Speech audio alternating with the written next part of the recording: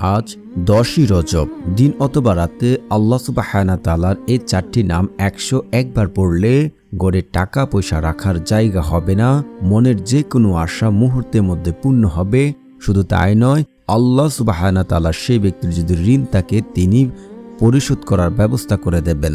আমি আল্লাহর কসম করে বলছি, আপনার যত টাকায় ঋণ থাকুক না কেন, যদি আপনারা এই নিয়মে এই পদ্ধতিতে রজব মাসের রাতে যদি আপনারা এই আমলটি করতে পারেন, আল্লাহ সুবহানাহু তাআলার আপনার যত ঋণই থাকুক না কেন তা পরিশোধ করার তিনি নিজে ব্যবস্থা করবেন।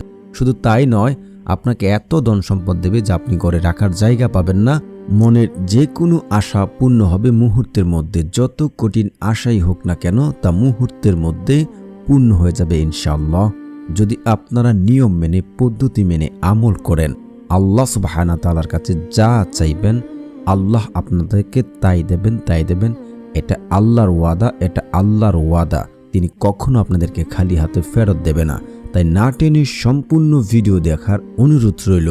যারা এখনো আমার চ্যানেলটি সাবস্ক্রাইব করেননি, প্লিজ চ্যানেলটি সাবস্ক্রাইব করে দেবেন। আল্লাহ সুবহানাহু তাআলার নামের আমল কখনো বিফলে যায় না, যদি আমরা সঠিক নিয়মে সঠিকভাবে আল্লাহ সুবহানাহু তাআলার কাছে চাইতে পারি। এটা হচ্ছে রজব মাস। আজ রজব মাসের 10 তারিখ। রাসূল সাল্লাল্লাহু আলাইহি ওয়াসাল্লাম রজব মাসে সবচেয়ে বেশি ইবাদত করতেন এবং বন্দেগী করতেন। রজব মাস অত্যন্ত গুরুত্বপূর্ণ একটি মাস। এ মাসে যদি আপনারা ভালো করে আমল করেন, আল্লাহ সুবহানাহু তাআলার কাছে যে কোনো উদ্দেশ্যে চান তা পূর্ণ হবে ইনশাআল্লাহ। আপনার জীবনে যদি চার দিক থেকে আপনি বিপদে পড়ে যান, কোনো উদ্ধার করার কোনো ব্যবস্থা নেই, আল্লাহর সাহায্য ছাড়া কোনো সাহায্যই কাজে আসবে না, মিথ্যা মামলায় ফেসে গেছেন, জীবনে অভাব অনটন দূর হচ্ছে না, ইনশাআল্লাহ আজকের এই আমলটি করবেন, আল্লাহ সুবহানাহু তাআলা নিজ আপনাকে বিপদ আপদ থেকে উদ্ধার হওয়ার জন্য ব্যবস্থা করে দেবেন।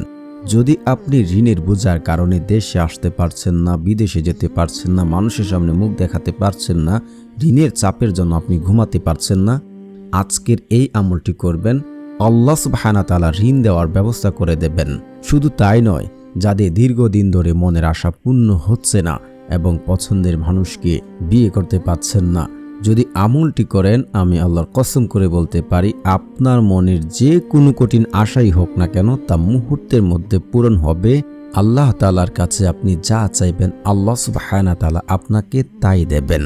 আপনি দীর্ঘদিন ধরে বিদেশে যেতে পারছেন না, ভালো চাকরির আশায় রয়েছেন, সে চাকরি হচ্ছে না, যে কোনো মুহূর্তে আপনারা এই আমলটি করবেন, ইনশাআল্লাহ আল্লাহ সুবহানাহু তাআলার রহমতে আপনার মনের আশা পূর্ণ হবে এবং আল্লাহর কাছে আপনি যা চাইবেন, যা বলবেন, আল্লাহ আপনাকে তা দেবেন, যদি আপনারা এই নিয়ম মেনে আমল করেন।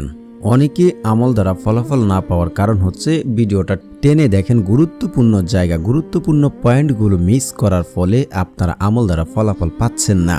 আপনার জীবনে যত কঠিন সমস্যায় থাকুক না কেন, যত বিপদই থাকুক না কেন, যদি আপনারা এই আমলটি ভালোভাবে করতে পারেন, আল্লাহ সুবহানাহু তাআলা নিজে আপনাকে পথ দেখাবেন বিপদ থেকে উদ্ধার হওয়ার জন্য এবং এত ধন সম্পদ দেবেন যা গড়ে রাখার জায়গা আপনি পাবেন না ইনশাআল্লাহ। আপনাদের আমলটি ভালোভাবে বুঝে শুনে করতে হবে। আপনি দোয়া করেছেন, দোয়ার 3টা থেকে যে কোনো একটা হবেই হবে। আপনি দোয়া করেছেন, আল্লাহ সুবহানাহু তাআলা আপনাকে তার সাথে সাথে দিয়ে দেবেন এবং আপনি যে দোয়া করেছেন সেটা হয়তো আখিরাতের জন্য আল্লাহ সুবহানাহু তাআলা রেখে দিয়েছেন। নয়তোবা আপনার জীবনে বড় কোনো বিপদ, এর চেয়ে বড় কোনো বিপদ হতে পারত। আপনি বড় কোনো অসুস্থতায় পড়তেন, আপনি কোনো অ্যাক্সিডেন্ট হতো, আপনার স্ত্রীর কোনো অসুস্থতা হতো, আপনার বাচ্চার কোনো অসুস্থতা হতো, সেই অসুস্থতা, সেই বিপদ থেকে আল্লাহ সুবহানাহু তাআলা এই দোয়ার কারণে আল্লাহ সুবহানাহু তাআলা তা থেকে মুক্তি দান করবেন ইনশাআল্লাহ। আমলটি আপনারা কিভাবে করবেন? অবশ্যই প্রথমে আপনাদেরকে বিশ্বাস করতে হবে। অনেকে আমল দ্বারা ফলাফল না পাওয়ার মূল কারণ হচ্ছে বিশ্বাস করতে পারে না যে এই আমল করলে আল্লাহ সুবহানাহু তাআলা আমার ঋণ দূর করবেন, মনের আশা পূর্ণ করবেন, আমার টাকা পয়সা কি তিনি দেবেন। এটা অনেকে বিশ্বাস করতে পারেন, এটা অযথা কথা। এমন কথা অনেকেই মনে করেন এবং অনেকেই বলেন, তাই আমল দ্বারা ফলাফল আপনারা পাচ্ছেন না। একটি কথা মনে রাখবেন, বন্দা আল্লাহর প্রতি ঠিক যেমন ধারণা করে, আল্লাহ বন্দার প্রতি ঠিক তেমনই আচরণ করে থাকেন। যদি আপনি বিশ্বাস করেন যে এই আমলের বদলতে আমি যে উদ্দেশ্যে আমল করছি আল্লাহ সুবহানাহু তাআলা আমাকে দেবেন, আমি আল্লাহর কসম করে বলছি, আপনি আমল দ্বারা ফলাফল পাবেন ইনশাআল্লাহ। তারপর কায়মনুবাক্যে কান্নাকাটি করে আল্লাহ সুবহানাহু তাআলার কাছে কোনো কিছু চাইলে আল্লাহ সুবহানাহু তাআলা আপনাকে তা দেবেন। অবশ্যই আপনাকে হালাল খাবার খেতে হবে, 5 ওয়াক্ত নামাজ আদায় করতে হবে। তারপর আপনারা উত্তম রূপে উজু করবেন। এশার নামাজের পর বা তাহাজ্জুদের নামাজের পর আমলটি করার চেষ্টা করবেন। ভালো করে উত্তম রূপে উজু করবেন, 2 রাকাত নফল নামাজ পড়বেন। তারপরে আপনারা এই দোয়াটি পড়বেন, আল্লাহুম্মা বারিক লানা ফি রাজাব শাবান ওয়া বাল্লিগনা রমাদান। এর অর্থ হচ্ছে, হে আল্লাহ, রজব ও শাবান মাস আমাদের জন্য বরকতময় করুন, রমজান মাস আমাদের নসিব করুন। বুখারী ও মুসলিম শরীফের হাদিস। তারপর আপনারা 100 বার ইস্তিগফার পড়বেন, আস্তাগফিরুল্লাহ আস্তাগফিরুল্লাহ আস্তাগফিরুল্লাহ। এর ফজিলত হচ্ছে, যদি কোনো ব্যক্তি বেশি বেশি ইস্তেগফার পড়ে, আল্লাহ সুবহানাহু তাআলা বলেন সেই ব্যক্তি যত বিপদই পড়ুক, যত কঠিন বিপদই পড়ুক, আল্লাহ সুবহানাহু তাআলা তাকে সে বিপদ থেকে বাঁচার জন্য তিনি নিজে পথ দেখিয়ে দেবেন।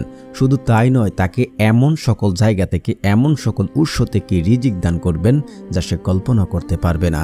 তার যদি কঠিন ঋণও থাকে, প্রচুর টাকার ঋণও থাকে, তা আল্লাহ সুবহানাহু তাআলা দেওয়ার ব্যবস্থা করে দেবেন ইনশাআল্লাহ।